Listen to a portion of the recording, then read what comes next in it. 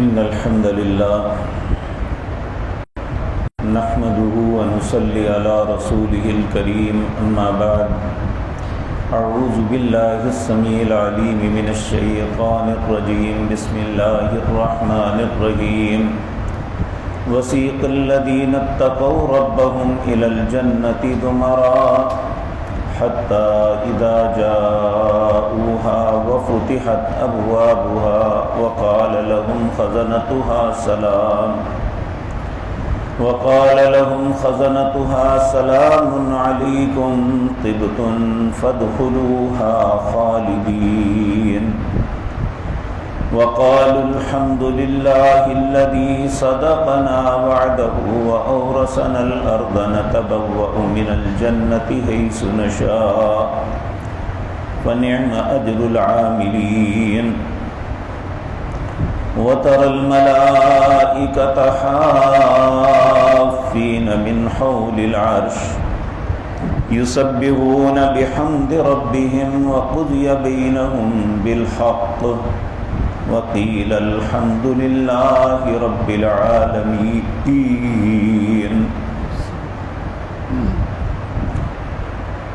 حضرات محترم، گزشتہ آیات میں ان بد نصیب لوگوں کا تذکرہ ہوا تھا جو اپنے ظلم، اپنے شرک، اپنے کفر اور نفاق کی وجہ سے جہنم کا ایندھن بنا دیے جائیں گے. جب وہ جہنم کے دروازے پہ لائے جائیں گے تو جہنم کا دروغہ ان سے سوال کرے گا، الم یاتکم رسل منکم،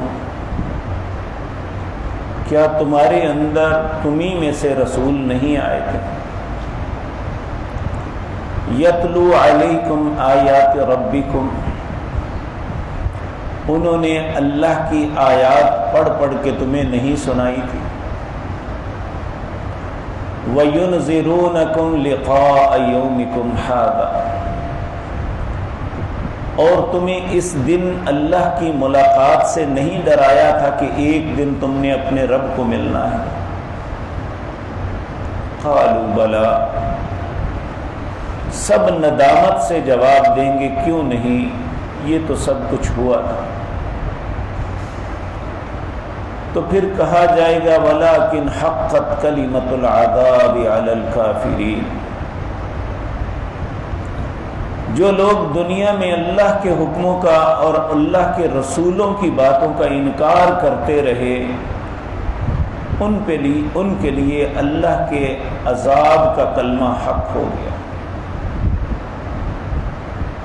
اللہ ہم سب کو کفر، شرک، ظلم سے محفوظ رکھے. اللہ کی سنت اور قانون ہے، اگر اہل جہنم کا تذکرہ ہوتا ہے تو ساتھ اہل جنت کا بھی ہوتا ہے. اگر فرما برداروں کا تذکرہ ہوتا ہے تو ساتھ نافرمانوں کا بھی ہوتا ہے، تاکہ انسان کے اندر اعتدال رہے. کیونکہ انسان کی فطرت ہے، بعض لوگ ڈانٹ سے مانتے ہیں اور بعض لوگ لالچ سے مانتے ہیں. ان دونوں کو عربی زبان میں کہتے ہیں ترغیب الترہیب. انسان کو رغبت دینے کے لیے کہنا کہ تمہیں یہ ملے گا اگر یہ کام کرو گے. ترہیب یہ کہ اگر فلاں کام کیا تو یہ سزا ملے گی.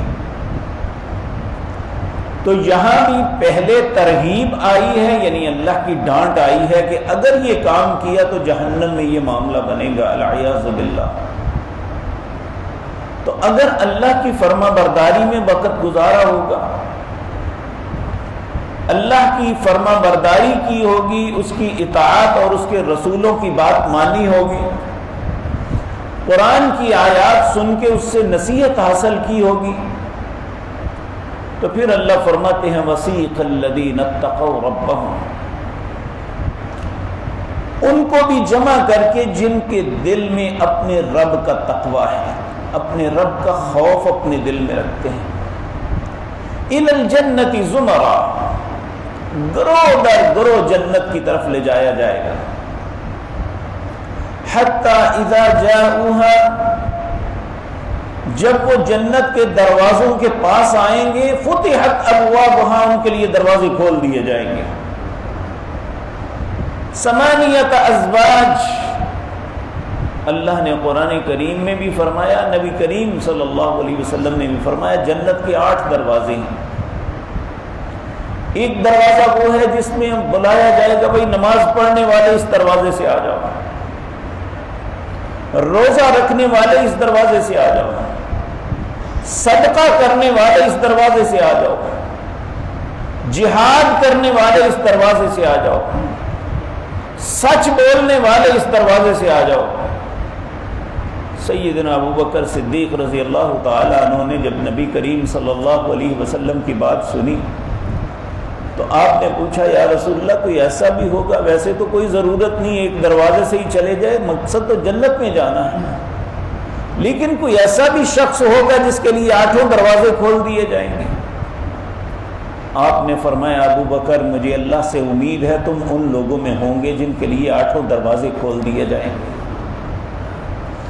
اور نبی کریم صلی اللہ علیہ وسلم نے ایک نسخہ ہمیں بھی بتایا، جو شخص اچھا وضو کرتا ہے اور اس کے بعد شہادتین اشہد ان لا الہ الا اللہ وحدہ لا شریک لہ واشہد ان محمد عبدہ ورسولہ اللہم اجعلنی من التوابین واجعلنی من المتطہرین، یہ دعا پڑھتا ہے اللہ اس کے لیے جنت کے 8 دروازے کھول دیں گے. لیکن یہاں ایک بات یاد رکھیں کہ 2 غلطیاں کچھ لوگ کرتے ہیں. ایک تو یہ کہ ایسے انگلی اٹھاتے ہیں، یہ رسول اللہ سے ثابت نہیں ہے. دوسرا کوئی جگہ ڈھونڈتے ہیں آسمان کی طرف اس طرح دیکھنا کہ کہیں سے کوئی مد نظر آ جائے، اگر چھت ہے، اگر نہیں تو آسمان ہے تو آسمان کی طرف ایسے اٹھا کے کرتے. یہ دونوں باتیں رسول اللہ صلی اللہ علیہ وسلم سے ثابت نہیں ہیں، یہ من گھڑت بات ہے جو اپنی طرف سے بنائی گئی ہے. تو اللہ رب العزت ہمیں اپنے نبی کے طریقے کے مطابق ہی عمل کرنے کی توفیق عطا فرمائے. تو اللہ رب العزت فرماتے ہیں وسیق الذین اتقوا ربهم الی الجنۃ زمرا، جب انہیں لایا جائے گا جن کے دل میں رب کا تقوی خوف خدا ہے، الی الجنۃ زمرا، جنت کی طرف گروہ در گروہ.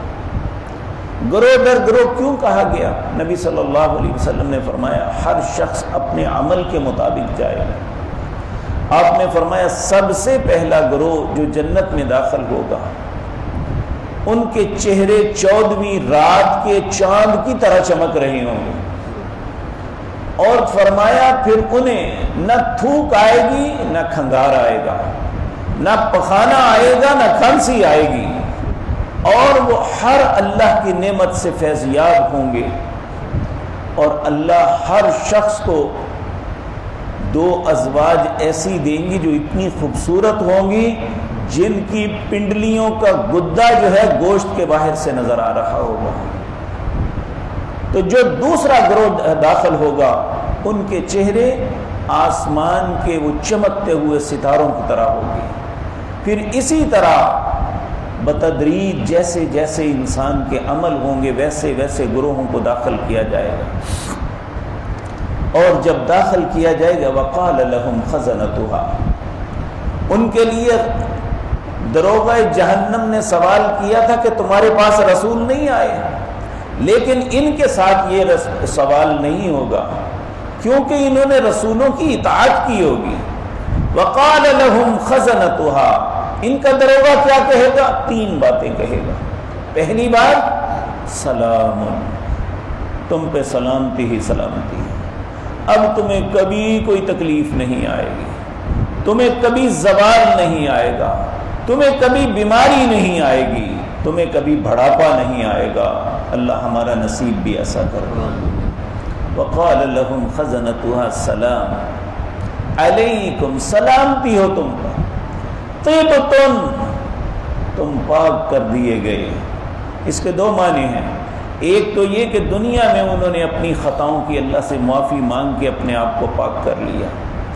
دوسرا یہ ہے کہ بعض لوگ بعض خطاؤں کے ساتھ اللہ کے ہاں پیش ہوں گے تو پہلے انہیں جہنم میں سزا دی جائے گی، اور کچھ ایسے ہیں جنہوں نے ایک دوسرے پہ ظلم کیے ہوں گے، تو جہنم کے کنارے پہ کھڑے ہو کے اس ظلم کا ان سے بدلہ لیا جائے گا، پھر انہیں جنت کی طرف لایا جائے گا، اور جب جنت کی طرف لایا جائے گا وہ پاک اور صاف ہوں گے۔ کہا طبتن، اب تم پاک اور صاف ہو۔ فادخلوها خالدین، تیسری بات کہ ہمیشہ کے لیے تم جنت میں داخل ہو جاؤ، اب تمہیں کبھی کوئی زوال نہیں، تمہیں کوئی تکلیف نہیں ہے۔ اللہم انا نسألک الجنت الفردوس، اللہ ہم تم سب تجھ سے سوال کرتے ہیں جنت الفردوس کا، ہمیں ایسے اعمال کی توفیق عطا فرما جو جنت تک لے جائے۔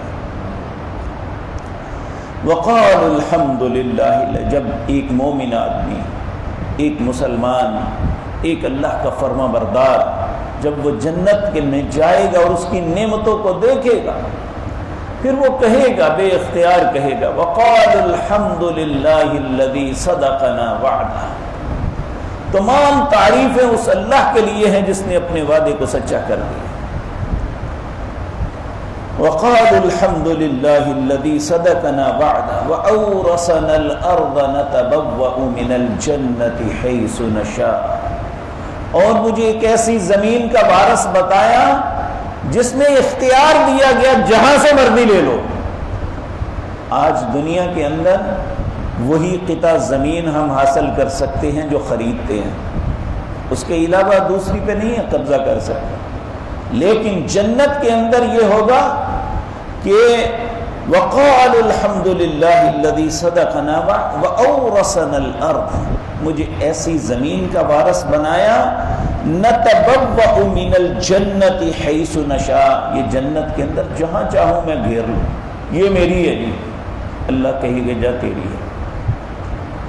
فنعم اجر العاملین، یہ بہت ہی اچھا اجر ہے عمل کرنے والوں۔ اللہ ہمیں نیک عمل کی توفیق عطا فرمائے۔